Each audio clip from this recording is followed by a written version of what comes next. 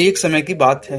एक राजा अपने मंत्री से कहता है, मंत्री जी, आपको क्या लगता है, क्या मैं इस राज्य का सबसे बुद्धिमान व्यक्ति हूँ?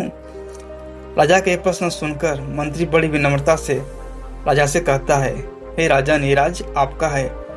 इस राज्य को आप चलाते हैं, आप इसे संभालते हैं, आप अपनी प्रजा का ध्यान देते हैं, तो आपसे ज्यादा बुद्धिमान व्यक्ति भला इस राज्य में और कौन हो सकता है? इस पर राजा मंत्री से कहता है, किंतु मंत्री जी, ये राजपाट तो मुझे विरासत में मिला है, लेकिन मुझे मेरी बुद्धि विरासत में नहीं मिली है। इसलिए मैं आपसे सच जानना चाहता हूँ, क्या मैं सचमुच इस राज्य का बुद्धिमान व्यक्ति हूँ या नहीं? इस पर मंत्री राजा के इस सवाल को टालते हुए कहता है, हे राजा, भला एक ऐसा सवाल हुआ, आप इस राज्य के राजा हैं, तो आपसे बुद्धिमान व्यक्ति और कौन हो सकता है? इस पर राजा क्रोधित हुए मंत्री से कहता है, मंत्री जी, मैंने आपसे इस प्रश्न का सही से जवाब मांगा है, इसलिए आप इसका सही से जवाब दीजिए, अन्यथा मैं आपको मृत्युदंड दे दूंगा। यह बात सुनकर मंत्री राजा से कहता है, हे राजन, यदि आप इसका सही से जवाब चाहते हैं तो फिर सुनिए, आप इस राज्य के सबसे बुद्धिमान व्यक्ति नहीं हैं। यह बात सुनकर राजा और भी क्रोधित हो उठा, लेकिन राजा मन ही मन जानता था कि एक बुद्धिमान व्यक्ति कभी क्रोध नहीं करता। राजा ने जैसे तैसे अपने आप को शांत किया और फिर मंत्री से कहा कि मंत्री जी, तो मुझे बताइए, आखिर एक बुद्धिमान व्यक्ति कैसा होता है, वो क्या सोचता है और उसके अंदर ऐसे क्या गुण होते हैं जो उसे बुद्धिमान बनाते हैं? इस पर मंत्री दोनों हाथ जोड़कर बड़ी विनम्रता से राजा से कहता है, हे राजन, मैं एक बुद्धिमान व्यक्ति नहीं हूँ, इसलिए मैं आपको उनके गुणों के बारे में, उनकी बुद्धिमत्ता के बारे में कुछ नहीं बता सकता। मैं तो एक साधारण सा व्यक्ति हूँ, लेकिन यदि आप कहें तो हम उन्हें ढूंढ सकते हैं, जिससे हम उनके बारे में जान सकते हैं, समझ सकते हैं, उनके गुणों को पहचान सकते हैं। इस बार राजा ने कहा, मंत्री जी, आप सही कहते हैं, लेकिन हमें ढूंढने की कोई आवश्यकता नहीं है। आप पूरे राज्य में यह ढिंढोरा पिटवा दीजिए कि जो भी बुद्धिमान व्यक्ति हो वो हमारे राज्य में आ जाए, उसे इस राज्य का राजा बुला रहा है। इस पर मंत्री राजा से कहता है, हे राजन, एक बुद्धिमान व्यक्ति कभी भी अपने आप को बुद्धिमान व्यक्ति नहीं कहता। यदि हमने पूरे राज्य में यह ढिंढोरा पिटवा दिया कि जो भी इस राज्य में बुद्धिमान है वह राजा से आकर मिले, तो हर एक मूर्ख व्यक्ति इस राज्य में आ जाएगा, वो आपसे मिलना चाहेगा, क्योंकि हर एक मूर्ख व्यक्ति अपनी अज्ञानता के कारण अपने आप को सबसे बड़ा बुद्धिमान ही मानता है, और वो अपनी बुद्धिमत्ता साबित करने के लिए वह यहाँ पर अवश्य आएगा, और वो अपने आप को साबित करने के लिए हर मुमकिन प्रयास भी करेगा। इसलिए यदि आप चाहते हैं कि आप सचमुच एक बुद्धिमान व्यक्ति से मिलें, तो इसके लिए हमें कोई योजना बनानी पड़ेगी। इस पर मंत्री राजा से कहता है, हे राजन, मुझे कल तक का वक्त दीजिए, कल मैं आपको सारी बातें सही से बता दूंगा। राजा कहता है, ठीक है, हम आपको कल तक का वक्त देते हैं। उसके बाद मंत्री रात भर केवल एक ही विचार में रहता है, आखिर वैसी कौन सी योजना बनाए जिससे इस राज्य का सबसे बुद्धिमान व्यक्ति राजा के पास आ जाए। रात भर केवल यही सोचता रहा कि देखते देखते सुबह हो गई। एक बार फिर से राज दरबार लगा। मंत्री एक बार फिर से राज दरबार में पहुंचा और वहां पहुंचते ही वो राजा से कहता है, हे राजन, मैंने एक बहुत ही सुंदर योजना बनाई है। यदि हम इस योजना पर काम करेंगे तो अवश्य इस राज्य का सबसे बुद्धिमान व्यक्ति आपके पास अवश्य आएगा और हम उसे पकड़ सकते हैं। राजा बहुत प्रसन्न हुआ। राजा ने मंत्री से कहा, मंत्री जी, बताइए, आखिर वो कौन सा तरीका है? इस पर मंत्री ने कहा, हे राजन, हम पूरे नगर में ढिंढोरा पिटवा देते हैं कि जो भी व्यक्ति हमारे राजा को कोई ऐसी बात बताएगा जो उन्होंने आज तक ना सुनी हो, तो हमारे राजा उसे 1000 सोने की मुद्राएं देंगे। यह बात सुनकर राजा थोड़ा सा क्रोधित हो गए उठा। राजा ने मंत्री से कहा, मंत्री जी, अब आप क्या करना चाहते हैं? आप क्या चाहते हैं कि मैं कंगाल हो जाऊं? ऐसे तो कई सारे लोग होंगे जो इस नगर में होंगे और उन्हें ऐसी कई सारी बातें पता होंगी जो मैंने आज तक कभी नहीं सुनी होंगी, तो क्या मैं उन सभी को 1000 स्वर्ण मुद्राएं देता फिरूंगा? इस तरह से मेरा राज्य का पूरा खजाना खाली हो जाएगा। इस पर वह मंत्री बड़ी विनम्रता से राजा से कहता है, राजन, आप क्रोधित मत हो, इसका भी तरीका है। जब भी आपसे कोई बात बताएगा तो आप बस इतना कह देना कि बात आपने पहले से ही सुन रखी है। यदि आप ऐसा करेंगे तो आपको उस 1000 सोने की मुद्राएं नहीं देनी पड़ेंगी। इस प्रकार से आपके सामने कोई भी आवाज नहीं उठा पाएगा। लेकिन जब वह बुद्धिमान व्यक्ति आएगा तो हमारे पास कोई अवसर ही नहीं होगा, हमारे पास कोई और रास्ता ही नहीं होगा कि हम उसे 1000 सोने की मुद्राएं देने ही पड़ेंगे।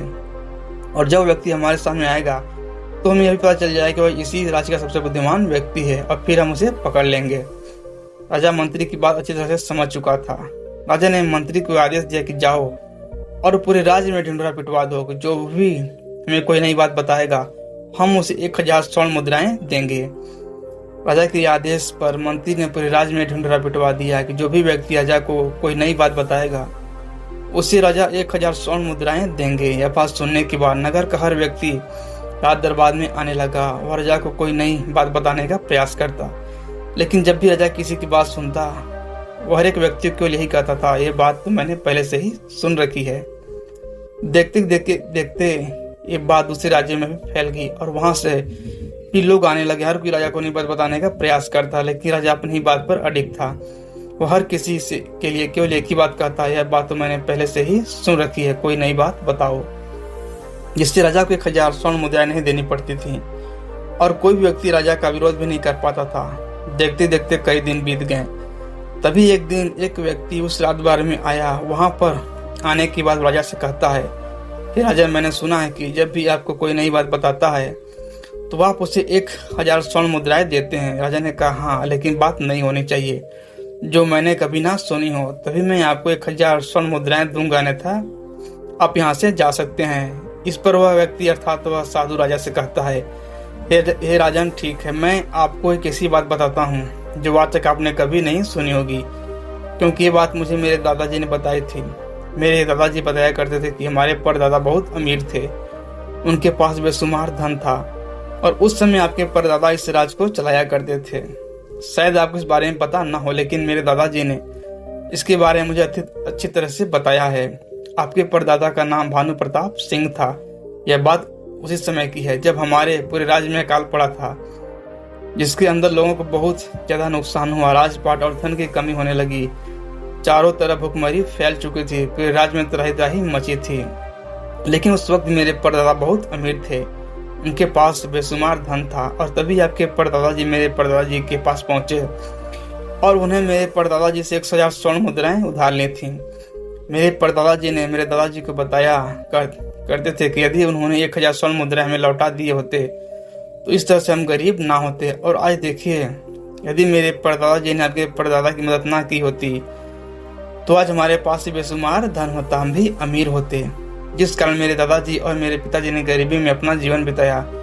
और जब मुझे पता चला कि आप कोई नई बात बताने पर 1000 स्वर्ण मुद्राएं दे रहे हैं, तो मैंने सोचा क्यों ना मैं भी चलूं और आपको कोई नई बात बता दूं, जिससे मुझे 1000 स्वर्ण मुद्राएं मिल जाएं। इसलिए मैं आज आपको यह बात बताने यहाँ पर आ गया, ताकि आपको यह पुरानी बात पता चल सके, ताकि आपको यह पता चल सके कि आपके परदादाजी ने मेरे परदादाजी से 1000 स्वर्ण मुद्राएं उधार ली थी। राज दरबार यह सुनकर भौचक रह गया। सभी लोग बड़े आश्चर्यचकित होकर राजा की तरफ देख रहे थे। उस साधु की आवाज सुनकर मंत्री को भी पता चल चुका था कि नगर का यह व्यक्ति सबसे बुद्धिमान व्यक्ति है, क्योंकि अगर राजा यह कहता है कि मैंने यह बात कभी नहीं सुनी, तब उसे 1000 स्वर्ण मुद्राएं तो देनी ही होंगी। और यदि राजा यह कह देता है कि मैंने यह बात सुन रखी है, तभी उस साधु को राजा को 1000 स्वर्ण मुद्राएं तो देनी ही होंगी। अब राजा भी मन ही मन समझ चुका था कि यही है जिस राज्य का सबसे बुद्धिमान व्यक्ति है। देखो, इसने मुझे कितनी अच्छी तरह से फंसाया है। राजा तुरंत ही अपने सिंहासन से उठा और उन गुरु के चरणों में जा गिरा। कहने लगा कि हे महाराज, मैं तो यह देखना चाहता था कि कोई व्यक्ति कितना बुद्धिमान हो सकता है। मैं जानना चाहता था कि क्या कोई व्यक्ति मुझसे भी बुद्धिमान हो सकता है। मैं और मेरा मंत्री एक बुद्धिमान व्यक्ति को पकड़ना चाहते थे, उसके गुणों के बारे में जानना चाहते थे, और आखिरकार हमने आपको पकड़ ही लिया। इतना कहते हुए उस साधु को सारी बातें अच्छी तरह समझ में आ चुकी थी। इस पर साधु राजा से कहता है, हे राजन, मैं यहाँ पर 1000 स्वर्ण मुद्रा लेने नहीं आया हूँ। मैं तो इस खेल को खत्म करने आया था। जब से मैंने सुना कि आपने पूरे नगर में ढिंढोरा पिटवा दिया है कि जो भी आपको कोई नई बात बताएगा उससे आप 1000 स्वर्ण मुद्राएं देंगे, तब से नगर का एक व्यक्ति अपने सभी कामों को छोड़कर केवल इस काम में लग गया है कि वो आपको कोई नई बात बता सके। और यदि ऐसा ही चलता रहा तो महाराज का क्या होगा? हमारा राज्य तो पूरी तरह से नष्ट हो जाएगा। हमारे राज्य का हर एक व्यक्ति केवल 1000 स्वर्ण मुद्राएं पाने में लगा है, लेकिन वो अपने कार्यों को नहीं देख रहा है। सभी ने अपने कार्यों को बंद कर रखा है। इस पर वो राजा उन साधु से क्षमा मांगते हुए कहता है, हे महाराज, मुझे मेरी इस गलती के लिए क्षमा कर दीजिए। मैंने नहीं सोचा था कि इसका परिणाम ये निकलेगा। मैं तो बस एक बुद्धिमान व्यक्ति को पकड़ना चाहता था, उसके बारे में जानना चाहता था, उसके गुणों के बारे में जानना चाहता था। इस पर साधु राजा से कहते हैं, ये राजन, एक बुद्धिमान व्यक्ति को पहचानना बहुत मुश्किल होता है, क्योंकि एक बुद्धिमान और एक मूर्ख व्यक्ति दोनों एक जैसे ही दिखते हैं, लेकिन दोनों में बहुत फर्क होता है। आज मैं तुमको कुछ ऐसी बातें बताने जा रहा हूँ जो तुम्हें एक बुद्धिमान व्यक्ति को पता लगाने में तुम्हारी बहुत मदद करेगा।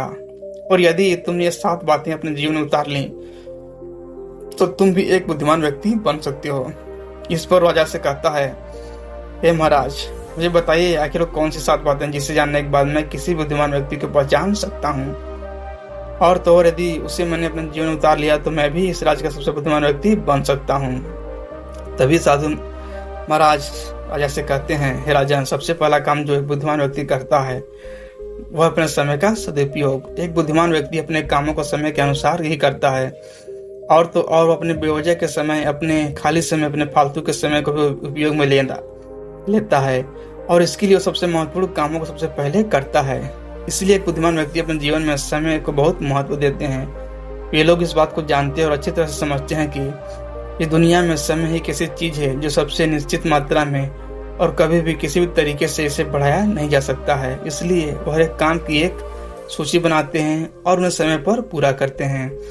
और बुद्धिमान लोग कभी आलस और अपने काम में टाल मटोल नहीं करते, क्योंकि वो जानते हैं कि एक व्यक्ति का सबसे बड़ा दुश्मन उसका आलस और काम को टाल मटोल करना है। इसलिए वो इन दोनों के शिकार कभी नहीं होते, बल्कि वो अपने काम को सही समय पर करने की आदत डालते हैं। वो जानते हैं कि ये 2 आदतें इंसान को कभी आगे बढ़ने नहीं देती और वो अपने जीवन में कभी सफल नहीं हो पाता।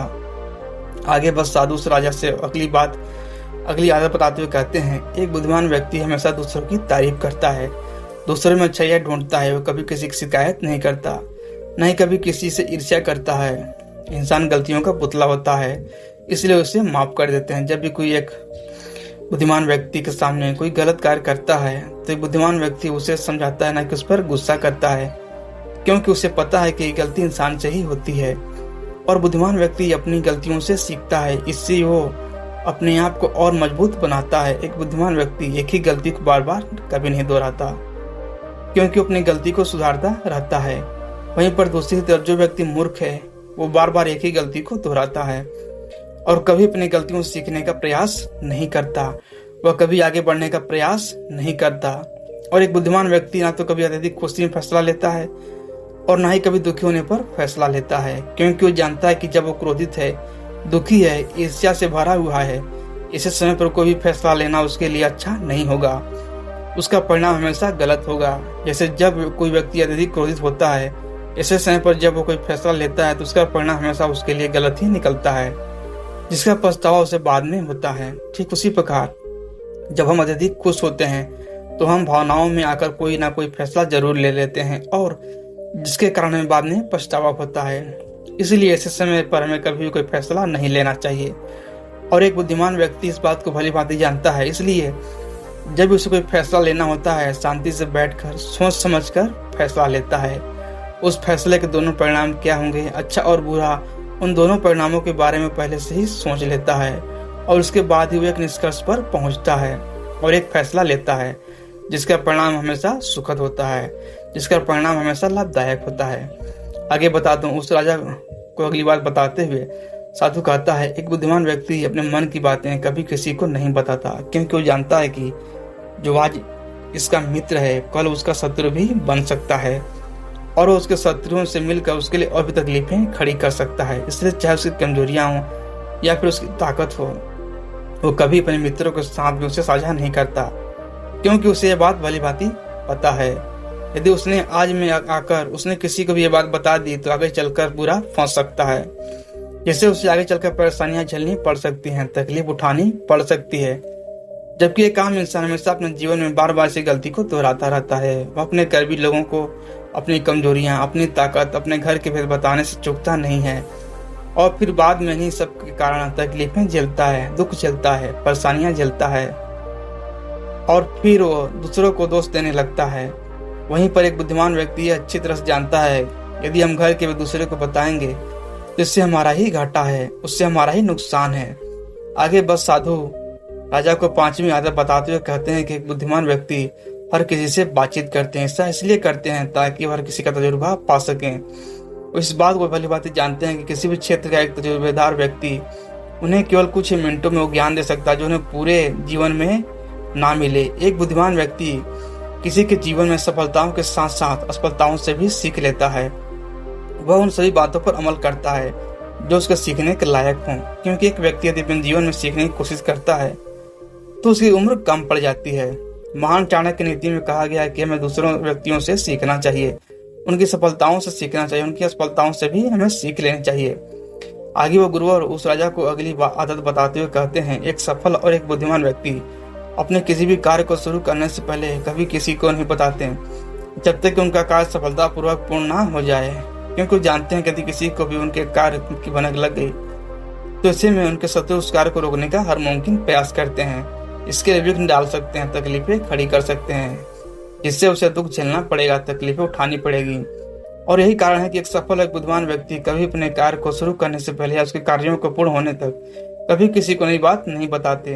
वहीं पर एक असफल व्यक्ति अपने कार्य को शुरू करने से पहले ही उस कार्य को लेकर बड़ी बड़ी डींग हाँकने लगते हैं। मैं ऐसा करूंगा, मैं वैसा करूंगा, मैं इस तरह से करके दिखाऊंगा, मैं उस तरह से करके दिखाऊंगा। लेकिन कुछ दिनों बाद जब उस कार्य को पूरा नहीं कर पाते तो ऐसे में आसपास के लोग जिनके सामने उन्होंने उतनी बड़ी बड़ी डींगे हाँकी होती हैं उनकी हंसी उड़ाते हैं। आखिर में गुरु राजा को आखिरी आदत बताते हुए कहते हैं, एक बुद्धिमान व्यक्ति कभी भी अपने आप को बुद्धिमान नहीं कहता, क्योंकि उसे दूसरों से सीखना अच्छा लगता है और दूसरों की बातों, दूसरों के अनुभव से हमेशा सीखता ही रहता है। जबकि एक असफल और एक मूर्ख व्यक्ति हमेशा अपने आप को बुद्धिमान समझता है।